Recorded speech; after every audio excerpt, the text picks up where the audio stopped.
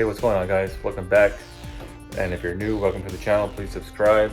Look for more content on Civic and Supra, and I have an S2000 that's not here right now, and more on that later. Just want to go over real quick a quick history on this car. It's gonna be a short video, just kind of like an introduction to this build. I'm not gonna go into too much detail. I'll try not to, but I just want to give you guys a quick rundown on this car, what it is, when I got it, and what I've done to it and what it's been through.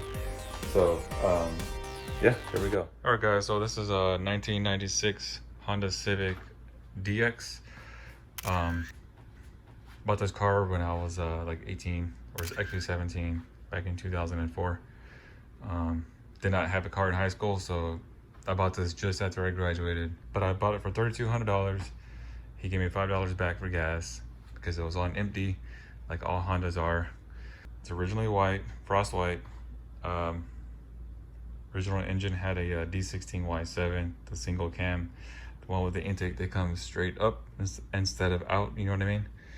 So I had one of those, and I rocked that setup for a while. And it had wheels, it had exhaust, and you know, I just thought I was like one of the racer guys. Actually, no, I didn't think I was a racer guy, but I probably was.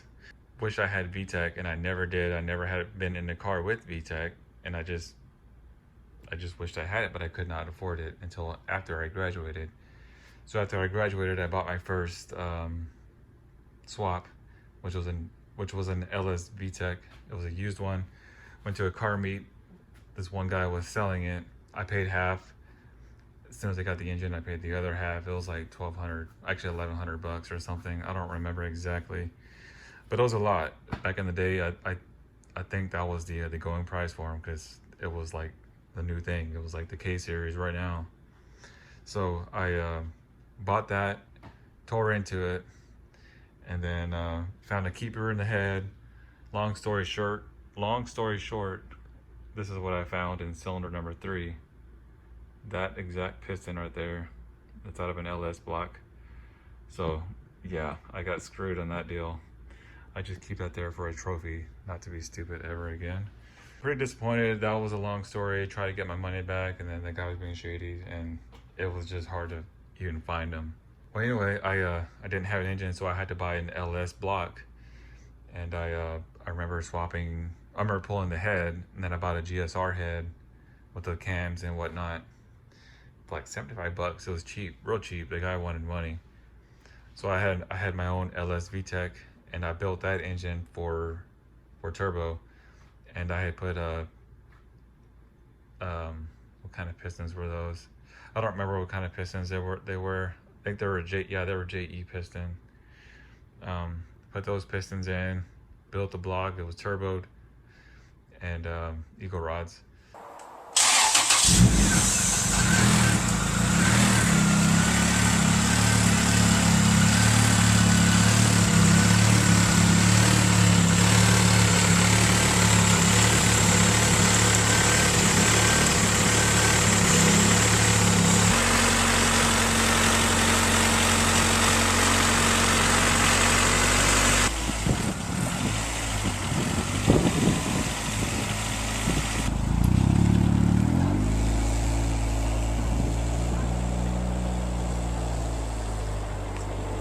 So I had that set up, got it tuned.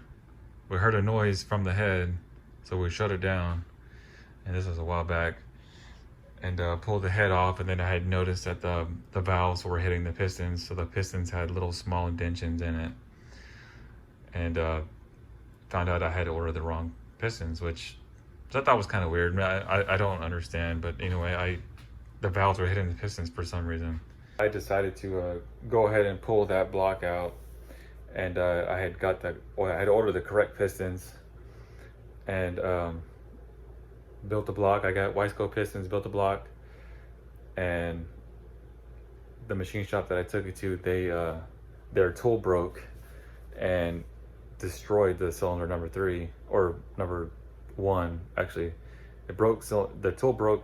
It gouged the cylinder wall on cylinder number 1, so they had to cut it out, the sleeve on the sleeve on number one, they didn't bore it straight. It wasn't perpendicular to the crank. They had gone this way with it, and that had a gap or something on the head gasket surface, which I didn't know that. I should have looked closer, but I knew they gouged it, but I didn't know that it wasn't machined right.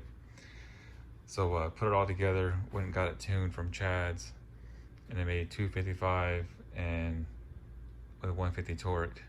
And that video was on here, I believe. If not, I'll put it on here anyway.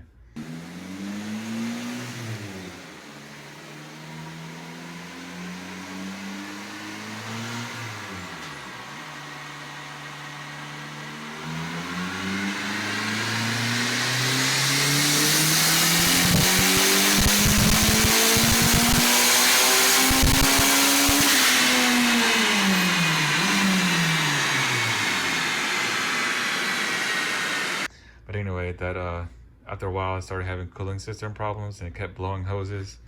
It was because of that. After that head gasket deal, I decided just to send that block to Golden Eagle, have them sleeve it, which they did their whole thing, which is like the sleeves you see that they do. Turned that into 81.5 millimeter and use the same pistons and whatnot. And I mean, actually, I ordered different pistons because I went 0.5 over. That came back. It was turbocharged still. Put everything back on it. So I went and got it tuned, and then was rocking that setup for a little bit, and I had stock GSR springs, and then of course, stock valve train couldn't keep up with that turbo.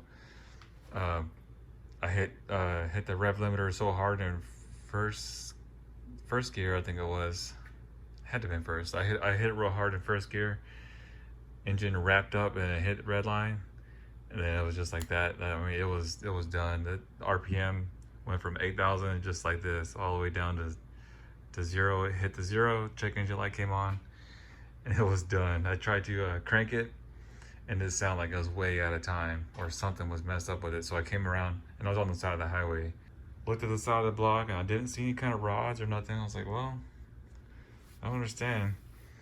And then I thought, well, maybe I dropped a valve.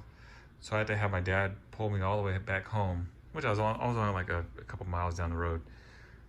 Parked it, and I was on my way to a safety meeting. And the whole meeting, I was thinking, like, what the heck happened, right? Didn't know what's going on. So I got home. First thing I did was yank the head off, just to find out that I had dropped the valve in cylinder number 3. Just like that one right over there. It looked very similar to that. So head was trashed, and after that I was just done. I was like, okay, no more turbo thing for right now. I'm done with it. Ordered a B18 C5, or actually not C5, it's B18C. It's a JDM 98 spec. Ordered a complete engine, trans and all. Dropped it in, stock ECU, and I had that for like a couple years, and it was fun. It was a strong engine. It revved easy, it was smooth. Car loved it.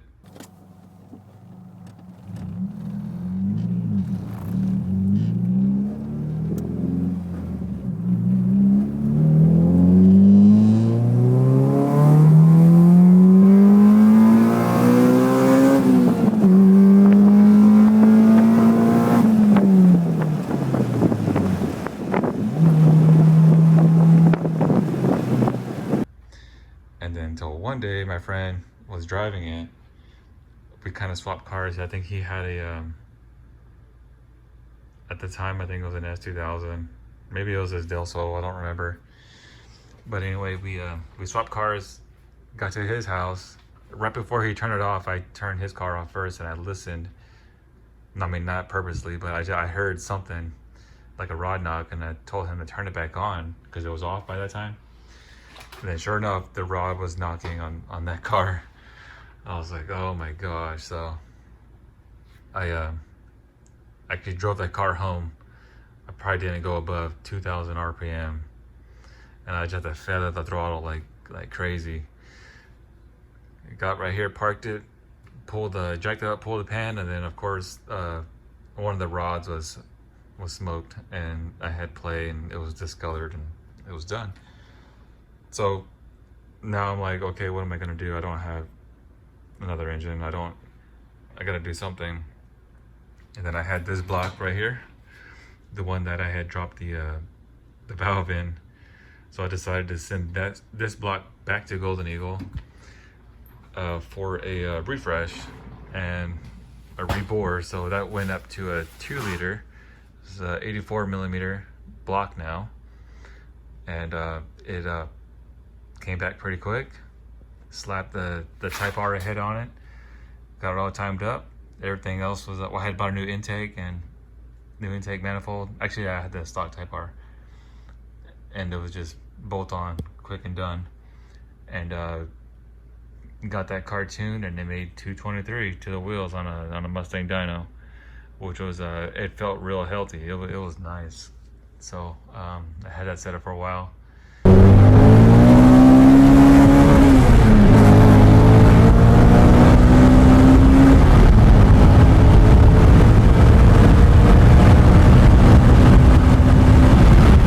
And then here we are to date.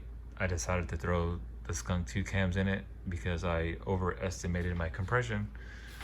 And you guys kind of know that story. I had 10.5, and I thought it was gonna have like around 12, which is probably still a little bit too low, but I was gonna try it.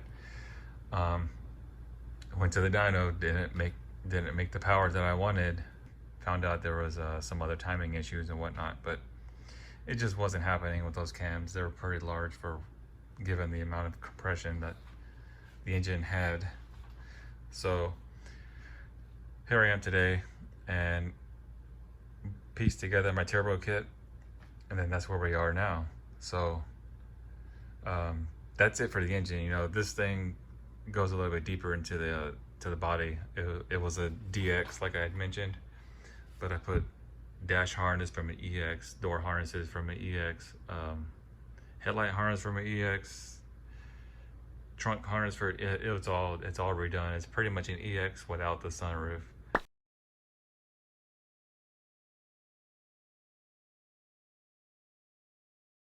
So that's where we are today, guys, with this car here.